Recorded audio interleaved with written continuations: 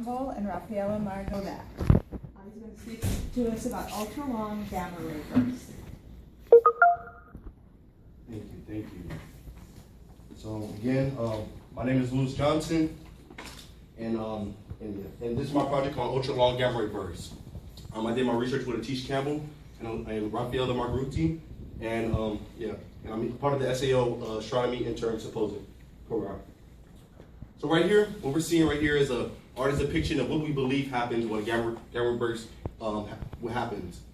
But what happens, we don't see this thing here. This is what we believe happened, but we don't necessarily know. I kind of want to talk to you guys about what the gamma ray burst is and how it happens. So what we are seeing here is a core collapse supernova, and in the middle is a black hole, the engine. And so the engine is being powered by the progenitor of the star, and it's producing these jets. Now these jets also have shells accelerating at different speeds. Now once these shells collide, this is what we call the prompt emission.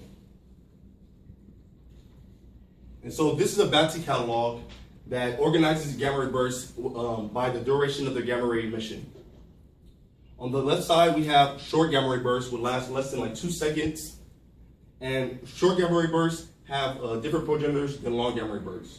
What we believe that short gamma ray bursts are, the progenitors of those are neutron star mergers or neutron star black hole mergers.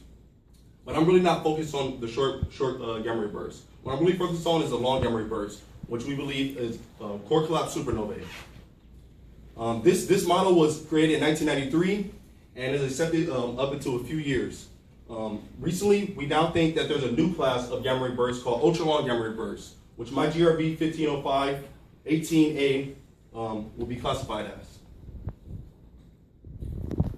And so, continuing from the previous movie that I was talking about, as the prompt emission propagates through space, the prompt emission interacts with the circumstellar medium. Once that happens, we get this thing called the afterglow, which is right here. And when the prompt emission interacts with the circumstellar medium, we get these emission from radio waves and X-rays. And this is what I'm using to observe my gamma ray burst and to find out information about the gamma ray burst.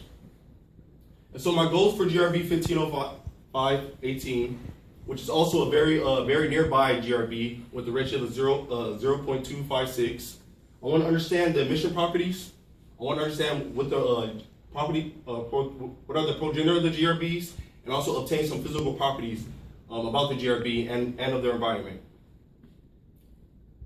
So one of the first things I did was get some radio data from JVLA, and it was in Fourier, and I got it in Fourier space. And I used a program called APES to be able to take it from Fourier space and then put it into a sky image. And we have our GRB located here. From this, I was able to get some data from this and be able to make some plots. One of the first plots I was able to make was a light curve. And now, this is still preliminary results for our light curve. We still have some ongoing observations that are going to be done this week and in the future. But right now, what we have these are 3 data points right now. And what is pretty interesting is that we see that the afterglow starts to decay, and then it increases after several days. I can't make any concrete assumption about this, but this is something that's pretty interesting and something that I want to look into more once I get more observation days. But this may be a reverse shot happening with the afterglow in a circumstellar medium. This may be another source that may be like a binary within the system. We still don't know, and hopefully with future observation we'll be able to figure out.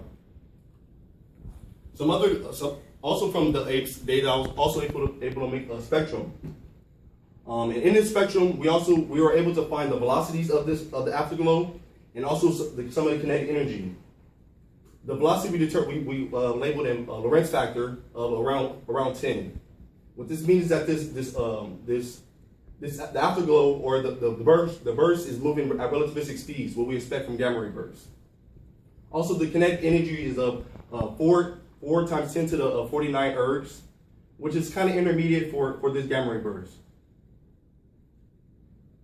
So after I observe my gamma ray burst in radio wave, I also want to look at it in X-rays, because that also tells us some stuff about it as well.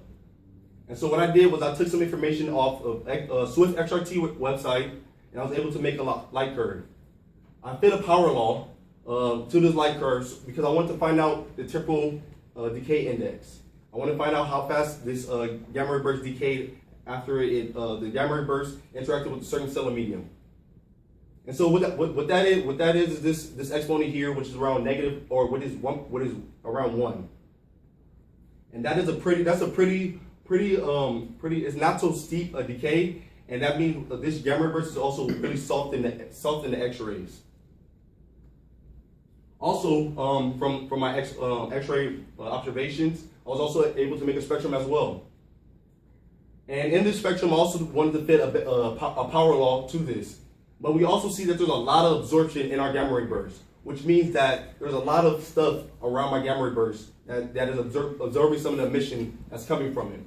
And we can see that by looking at the column density here, which is around 8.3 times 10 to the 21. So I had to make sure I added some absorption to my power law fit. Also, what I was able to get is a spectral energy index from this, which is also the exponent in this equation, which is 2.6. And so so in the beginning, I explained how there's a different class of long gamma ray bursts and ultra long gamma ray bursts. In this diagram here, we can also see how different they are from each other. So the blue stars represent long gamma ray bursts, which are shorter times relative to the ultra long gamma ray bursts, and it has lower column density, so it's in a fairly clean environment. But for ultra long gamma ray bursts, we see that they are in very enriched environments, and also they last longer than around 1,000 seconds. And what I wanted to find out was where does my gamma ray burst lies on this plot.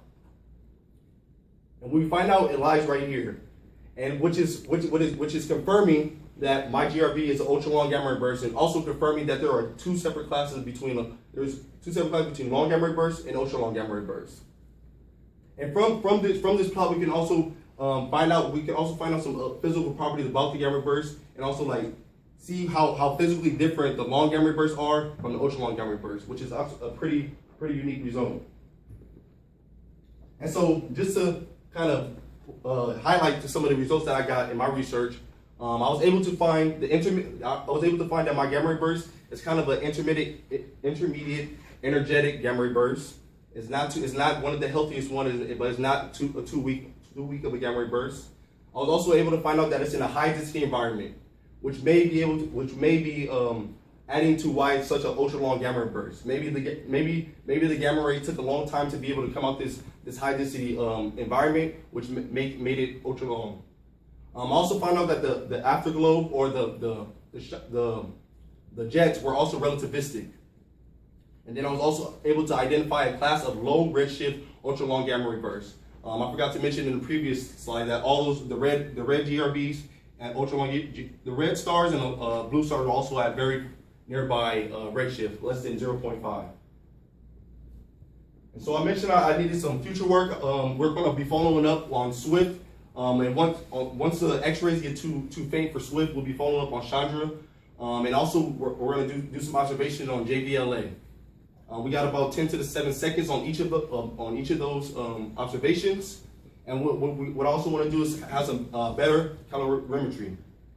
But one of the biggest things that I really want to focus on is I want to find a search for the jet break, which is really apparent in the X-rays. We can also see it in the radio, but it's really you can really see it in the X-rays.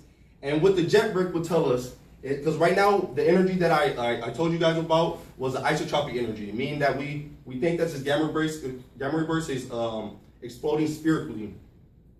But with finding the jet break is we'll be able to find how collimated this jet is, the angle of how narrow the jets are in the gamma ray burst, and then we'll be able to put better constraints on the energetics of my GRB. And so I'd just like to say thank you for giving me the opportunity to be here. I know Alicia Soderberg always likes to think of her group as the forensic scientist, so I put us in the CSI crime investigation scene because we get to observe gamma bursts in different wavelengths. And I was blessed and lucky to be able to do my research in X-rays and also radio waves. So I'd like to thank you all for giving me this opportunity. And also I would like to thank the Management Institute and Professor Johnson for also welcoming me into their program. So thank you.